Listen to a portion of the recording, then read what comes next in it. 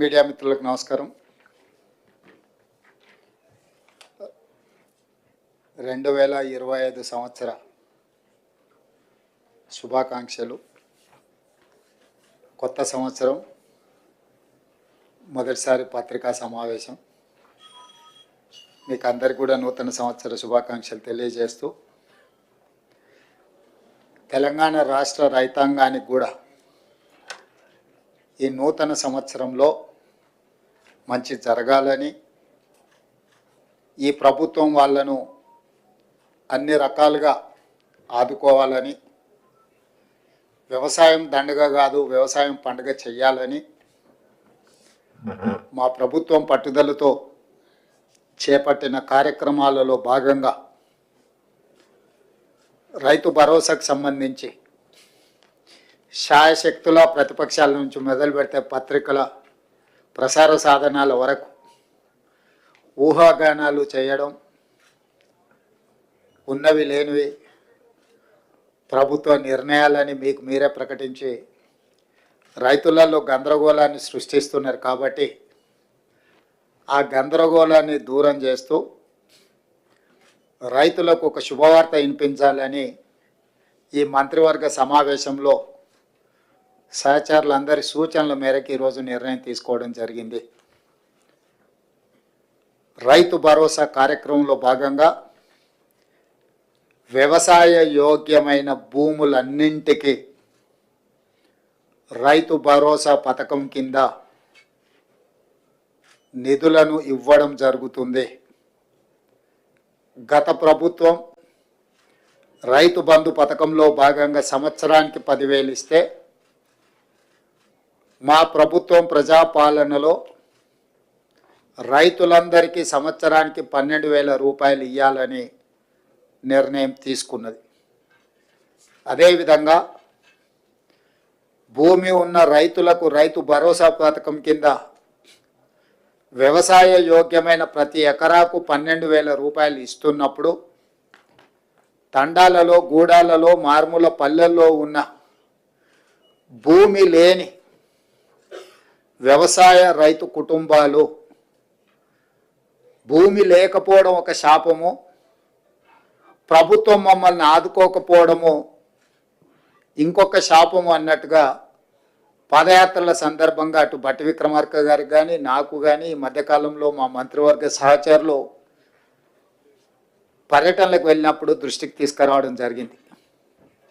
అందుకే మా ప్రభుత్వం భూమి లేని వ్యవసాయ కుటుంబాలకు ప్రతి సంవత్సరానికి 12,000 రూపాయలు వాళ్ళకు కూడా ఇవ్వాలి, వాళ్ళు కూడా మన సమాజంలో మనలో భాగమే అని గుర్తించి ఈ పథకాన్ని అమలు చేయాలని నిర్ణయం తీసుకున్నది. ఈ పథకానికి ఇందిరమ్మ ఆత్మీయ భరోసా పథకం అని చెప్పి నామకరణం చేయడం జరిగింది. ఈరోజు భూమి ఉన్న వ్యవసాయ యోగ్యమైన భూములకు రైతులకు ఎకరాకు 12,000 ఇవ్వడమే కాకుండా, భూమి లేని వ్యవసాయ కుటుంబాలకు సంవత్సరానికి 12,000 రూపాయలు ఇందిరమ్మ ఆత్మీయ భరోసా పథకం కింద ఇవ్వాలని నిర్ణయం చేయడం జరిగింది. ఇదే కాకుండా చాలా సంవత్సరాల నుంచి రేషన్ కార్డుల సమస్య పేదవాళ్ళను పట్టి పీడిస్తుంది. అందుకే రేషన్ కార్డు లేని అందరికీ నూతన రేషన్ కార్డులు ఇవ్వాలని కూడా ఈ మంత్రివర్గ సమావేశంలో నిర్ణయం తీసుకోవడం జరిగింది. కాబట్టి ఈ అన్ని పథకాలు జనవరి 26, 2025 నుండి ప్రారంభం కాబోతున్నాయి. జనవరి 26, 2025కు ఒక ప్రత్యేకత ఉన్నది. మన రాజ్యాంగం అమలు జరిగి డాక్టర్ బాబాసాహెబ్ అంబేద్కర్ గారు మన రాజ్యాంగాన్ని ప్రసాదించి అమలు చేయబట్టి 75 సంవత్సరాలు పూర్తి చేసుకుంటున్న సందర్భంగా జనవరి 26, 2025 నుంచి పథకాలను అన్నింటిని కూడా అమలు చేయాలి అని చెప్పి మా ప్రభుత్వం నిర్ణయం తీసుకున్నది. అదేవిధంగా వ్యవసాయ యోగ్యం కాని భూములు అంటే రాళ్ళు, రప్పలు, గుట్టలు రోడ్లలో పోయిన వాటికి లేదా మైనింగ్ చేస్తున్న భూములకు లేదా నాలా కన్వర్షన్ రియల్ ఎస్టేట్ వెంచర్లు పరిశ్రమలకు తీసుకున్న భూములు అదేవిధంగా రైతుల నుంచి ప్రభుత్వం సేకరించిన భూములకు రైతు భరోసా వర్తింపజేయము. ఎలాంటి గందరగోళం ఉండాల్సిన పని లేదు. రాళ్ళు రప్పలు గుట్టలు రోడ్లకు అదేవిధంగా పరిశ్రమలకు లేదా రియల్ ఎస్టేట్ వెంచర్లుగా మారిన భూములకు రైతు భరోసా ఇవ్వబడదు.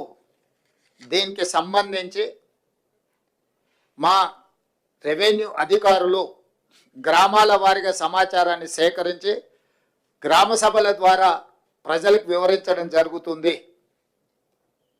కాబట్టి ఈరోజు ఎవరైనా పరిశ్రమలుగా మారిన భూములు కానీ రియల్ ఎస్టేట్ వెంచర్లు జరిగిన భూములు కానీ ప్రభుత్వం సేకరించిన భూములు ఆల్రెడీ ప్రజల నుంచి ప్రభుత్వం సేకరించిన భూములు ఉన్నాయి.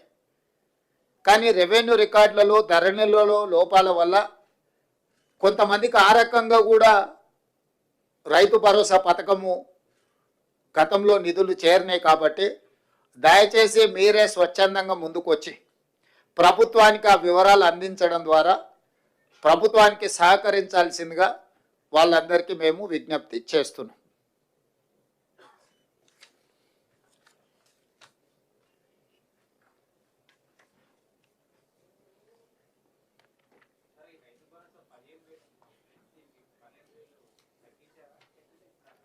పెంచినాం, 10,000 నుంచి 12,000కు పెంచినాం. ఇప్పుడు వెసులుబాటును ఆర్థిక పరిస్థితులు మనకున్న వెసులుబాటును బట్టి 10,000 నుంచి 12,000 రూపాయలకు పెంచుకోవడం జరిగింది. అదేవిధంగా భూమి లేని వ్యవసాయ కుటుంబాలకు కూడా 12,000 రూపాయలు ఇవ్వాలని నిర్ణయించుకోవడం జరిగింది. ప్రభుత్వానికి ఉన్న ఆదాయ వనరులను ప్రభుత్వం ఆదాయం పెంచడం, పేదలకు పంచడం మా ప్రభుత్వం యొక్క విధానం. ఎంత వెసులుబాటు ఉంటే అంత వెసులుబాటుతోటి రైతులకు మేలు చెయ్యాలన్నదే మా ఆలోచన. దాంట్లో భాగంగానే గత ప్రభుత్వం 10,000 రూపాయలు మాత్రమే ఇస్తే మా ప్రభుత్వం 12,000 రూపాయలను ఇవ్వడం జరిగింది.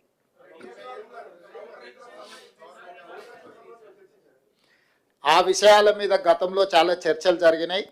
ఇప్పుడు ఎందుకు అని అంటే జనవరి 26 నుంచి అమలు చేయాలి. కాబట్టి ఇప్పుడు ఉన్న సమాచారం మేరకు అధికారుల దగ్గర ప్రభుత్వం దగ్గర ఉన్న సమాచారం మేరకు రైతు భరోసా పథకము రైతు ఇందిరమ్మ ఆత్మీయ భరోసా పథకాన్ని అమలు చేయాలని ఈ మంత్రివర్గం నిర్ణయం తీసుకున్నది.